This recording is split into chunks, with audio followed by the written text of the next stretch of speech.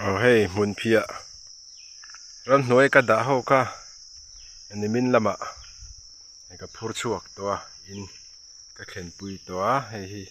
la ro zo lo deuh te ho hi ania hei heng lai mi te ania tura hian I mun phia hi tiral dan tur hi abuai kha khop mai himen atang hi chuan I soi tur atama hei mun phia chung changa hian hei atam khop maya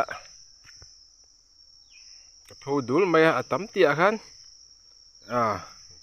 midang ta chuan atam lo mai thia ka thar tam ngai chuang lawa keji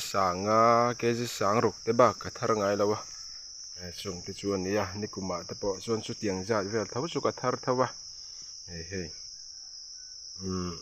tuna hian vai hoin nimin te po som ruk ten ruk nga ten min dila sarkar chuan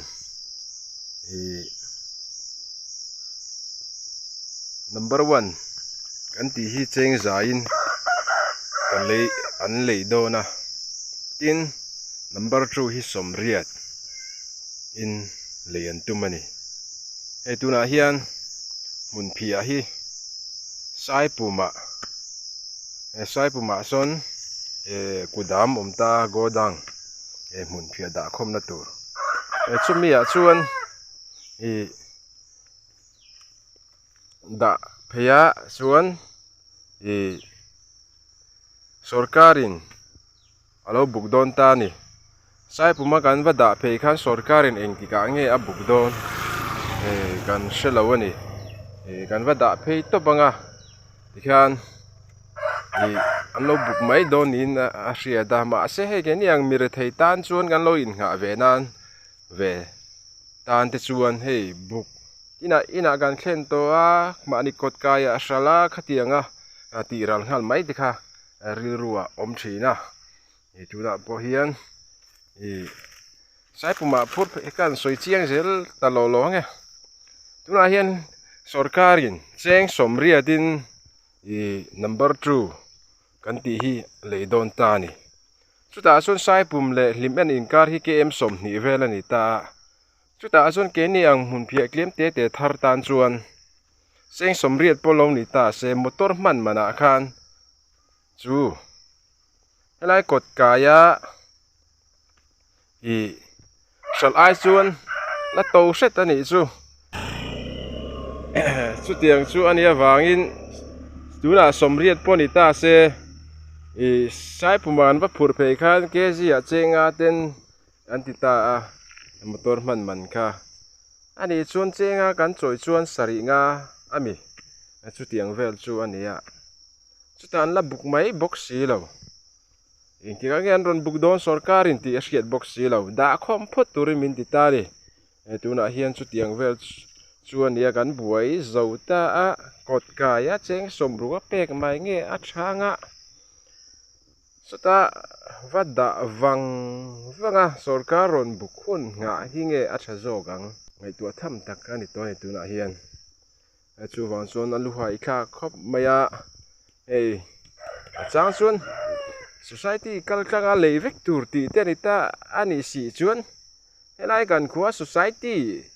kan din ve te ob te committee member te timayang chung ho po chu buk mai thei lo mi ti da kha ngai dan kha thei ta ni ani si chuan khang hom buk mai thei society din chan kha lo ni kan khuwa society kan dina chu society kalklang kan thal mai tur ni lain ma ni sum seng in sai pum godanga kan va phur don society member chu kan ni thau ani si chu de nge heta society member ni na kha omzi omang society member ni thei dan omzia bera chuan omzia atang kaina chuan kan khuwa hian society member tur ob tur mi puiten kan kal khoma kan khanga chuan chung ho kal khanga sal mai tur ni om takani society suai tu te su rin tam mai ila ani son ma ani kot kaya ha dam takin kan sal don ti na ni mai ma se tun din huna chuan society member ni la kha zia kha vak lau ni te pona lang ta ni hi hei ma ani sum seng in sai pung go da nga an va phur phe ya seng somria chuan kan sal lo ti na ni mai somria ni ta se polo ni ta se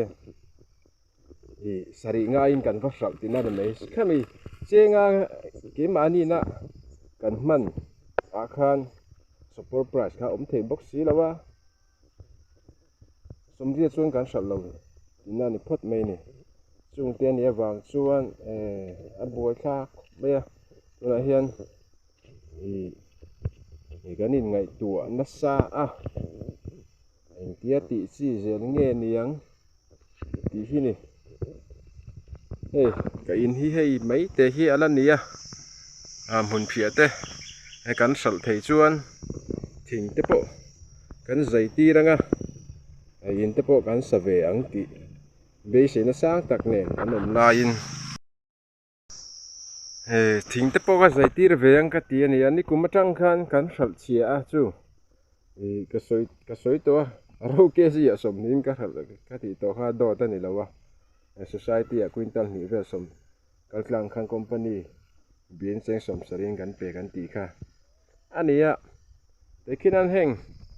vina kan mun phia te po hi kem te ma ni se cheng za sal tai la ni kum le tung kum te nen khan ti khan ka tum dan phei chuan ma ni ei tur nen khan kan da venga thing zai klon khat zai man chartin pakhat hi zani som nga te ania ani chuan tung kuma klon za kan zai tiranga a kum le kom klon za kan zai tiranga in kan save thei meng chumo mun phia manin kan ti la in hei duin kan ri thei lo ni hi lawa duangin chuwang chuan thing zai klon zaman te po man po zai tin man po a dai ngai thin si lo an mun phia sal hi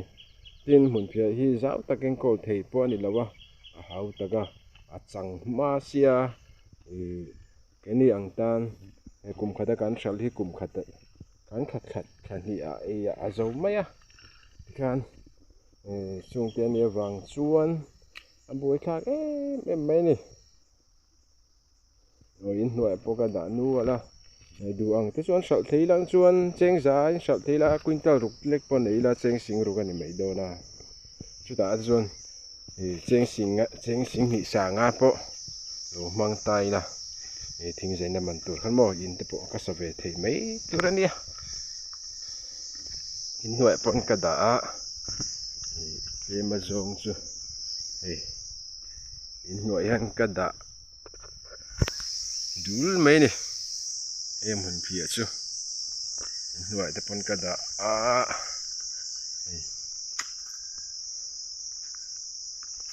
yang hin ni sai puma po phur phei po ni la cheng som ria chu an ho don chuang lo ni no limen atang chuan ti lai kha kan soi duwa society kalklang chia po ni to chuang lo ni tura kan hun phia sal dan tur hi chu society kalklang chu ni se kan khua buk mai tur ania chu ke ma ngai dan mol ta kan po ni mai thia society member fee te kan khona kan pe mani kot kai po ni lo se mani khua da khom na tur hmunom se chu ta chuan society a hruai tu te kalklanga buk mai tur ni om tak an nia lan lain han mani khai ha takin kum tira kan ke ka January kha kan ke ka abul kan sa ta kan sam fa ya tin kan ke zawa a sal na tur kha mani kot kaya ala ni chuang lo khati khoba kan khon pon sai pu ma gan phur pheyanga mani sum sengin ta chuan an lom buk dawn a ho tak khop mai chuwan chuan ke ni no hlimen khua tan chuan number 1 chengza polo ti ta se chengza kha kan hu dawn chuang lo a chan chu motor man mo tuna po hian ni cheng kg khat cheng hi in an phur pe mang lo hlom nge mani chenga kha somkua panga chia khami chenga kha support price kha dawn em thei lo kan motor man mana khan mo chuwan chuan somriat poni se chenga sari nga khatiang zel chuan ya a buai thak vel vek mai ni hi thil hi an society kal klang chi a poni to chuan lawa society po in khan po ngai lawa tin society member ni dan po kha a hlok na kha om em chuan lo heng society member ni lo ho chuan a then chu biak an biak han somruk te ruk nga te som sari te panan pen yang then khat chu society member lo zok khi an thoveng ma zo ka ke ni society member in pe ho hian ti hian kan ha tabik zo ka ang ta khop mai then khat chu society member ni lai reng te po sal te po anom to ni om panan soi thawa chuwan chuan thil hi a buai thlak zo ta ani hi chuwan chuan sarkar pon arang the ang bera kun na thok tu te min hriat thiama kan khai thar te min ti ral sak nge turin kan bei sei ani eng po ni se sai mahan phur pheya sari nga te pon ala ti ral thei chuan ala thakho bang ti po kan ringa chuta abain tu man phur phe pe box si lo dan awang khop mai mani khai ti ral dan hi konga thui dong khop mai a hau tak buk ani chuwan chuan gpm pui sarkar a kun thok tu te kanin ngat pum hlum thei dawn em ti lai kha kan soi du ani nge mani rem set dan dana ti ral zok nge ma se sarkarin khai thar lei turin ati to box ya chumi chu kan vote kin chan po nia kanin hat lo thei lo ni dik tak chuan